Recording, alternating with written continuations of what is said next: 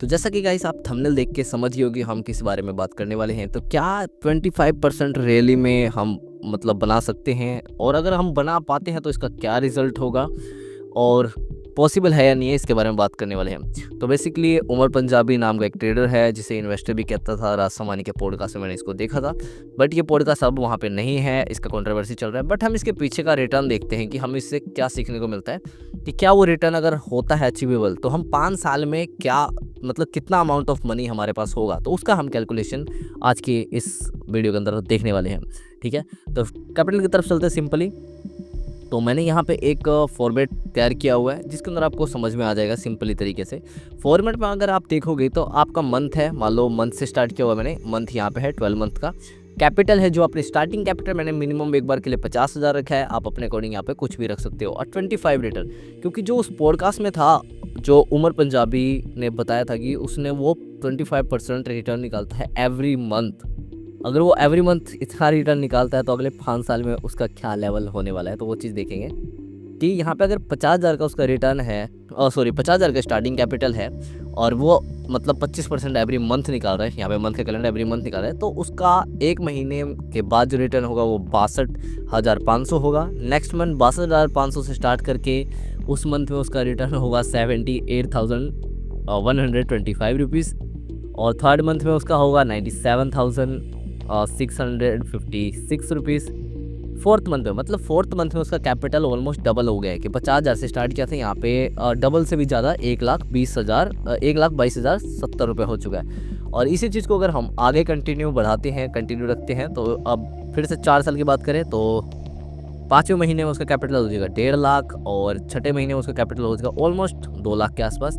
7वें महीने में 2,38,419 रुपये, और 8वें महीने में उसका कैपिटल फिर से यहाँ पे मतलब 3 लाख के आसपास का कैपिटल हो जाएगा सिर्फ 8 महीने के अंदर ही। ठीक है, 9वें महीने बात करें तो 3,72,530 रुपये, और एंड ऑफ द मतलब इसके कंटिन्यूस डेटा का देखेंगे तो साल के मतलब ईयर का जो रिटर्न होगा उसका होगा 7,27,598 रुपीज़।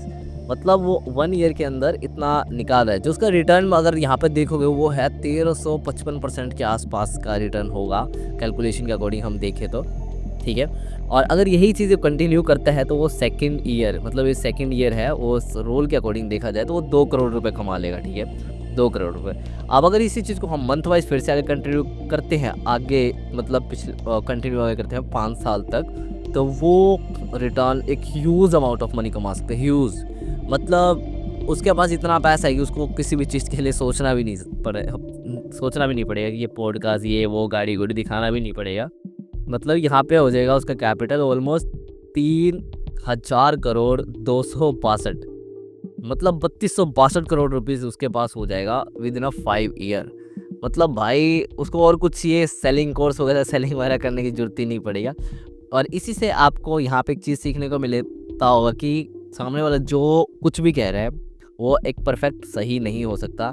ठीक है, तो आप उसका खुद का रिसर्च करो, चाहे मैं पढ़ा रहा हूँ चाहे कोई भी पढ़ा रहा हो, पहले आप उसका रिसर्च करो, डिटेल में चीज़ों को सीखो, क्योंकि आपके पास बहुत सारे मटेरियल है, बहुत सारे सोर्सेस है चीज़ों को सीखने के लिए। ठीक है, ये चीज़ें बिल्कुल भी पॉसिबल नहीं हो सकता है, किसी भी पॉइंट ऑफ व्यू से नहीं हो सकता है। 25% का गेन बहुत बड़ा गेन होता है। ठीक है, अगर हम मतलब बड़े से बड़ा इन्वेस्टर की भी बात करें तो वो भी जो मंथ का रिटर्न की बात करता है, ईयर की रिटर्न की बात करता है, वो 15, 18, 20, 22, 25% अगर 30% की बात भी कर रहा है ना वो, तो वो ईयर की बात कर रहा है, नॉट अ मंथ। ओके, तो आप इस चीज़ का पॉइंट मतलब अपने दिमाग में रखो इस चीज़ का। और अगर कोई 50% की बात कर रहा है ईयर का तो भी बहुत बड़ी बात है, वो भी बहुत बड़ी बात बोला जाता है वहाँ पे कि ईयर का एक्सपेक्ट कर रहा है कि 50% मतलब 2 साल में कैपिटल डबल। ओके, तो वो सारी चीज़ें आप ध्यान में रख के अपना काम करो, चीज़ों को सीखो समझो।